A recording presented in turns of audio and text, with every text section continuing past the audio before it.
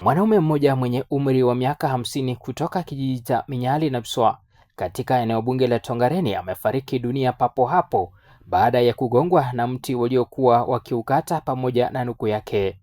Kwa mujibu wa mashuhuda wa tukio hilo akiwemo Christopher Stuma, mkazi wa kijiji cha Minyali Nabswa katika kata ndogo ya Karima, marehemu David Marani wa Mnyokoli aliangukiwa na mti huo na kufariki dunia mara moja kutokana na majeraha aliyoyapata.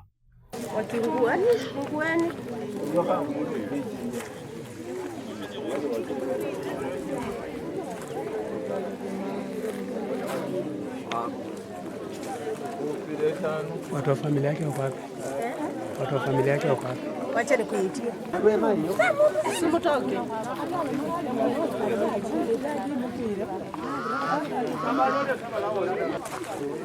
Acha waone tu.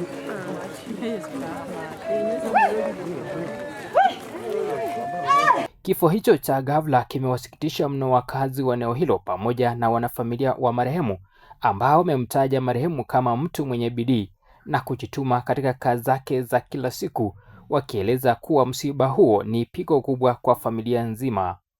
Mwili wa marehemu uliondolewa katika eneo la tukio na maafisa wa kituo cha polisi cha Mbakalo na kupelekwa katika hifadhi ya wafu ya hospitali ya kaunti ndogo ya Naitiri.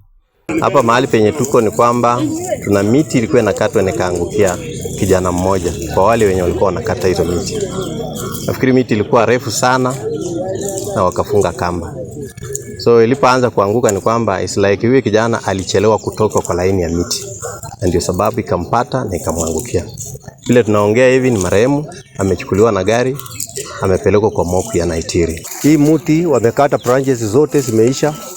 Lakini kijana inaonekana alikuwa anatoroka, lakini mti ilichukoka kwa mti ingine ikarudi na wae naye ikamteka na akaanguka. Ndio mti ikampata chini na akaanguka. Sasa ilimpasua kwa kichwa na makono yote. Tiposa hiyo mti akapatikana kama ni maiti marehemu. Katika hii kijiji tumepoteza. Huyo ni mzazi ambapo ako na watoto na ni mzazi huwa anatafuta.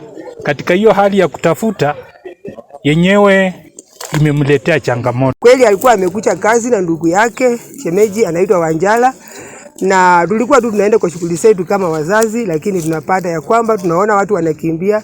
Nikiuliza ni nini wananiambia shemeji yake amekufa, amepikwa na mti. Na yenyewe shemeji alikuwa amepatia ndugu yake kazi ya kutafuta riziki kama vile ilivyo kawaida. Sasa naomba tu mtuombee, hata ndugu yake kichwa kimeenda, bibi yake ako nafasi nyingine, maipia ana tu mpole, ana maneno. Sasa alikuwa ametoka tu kufanya riziki yake. Huwa anafanya kazi na ndugu yake.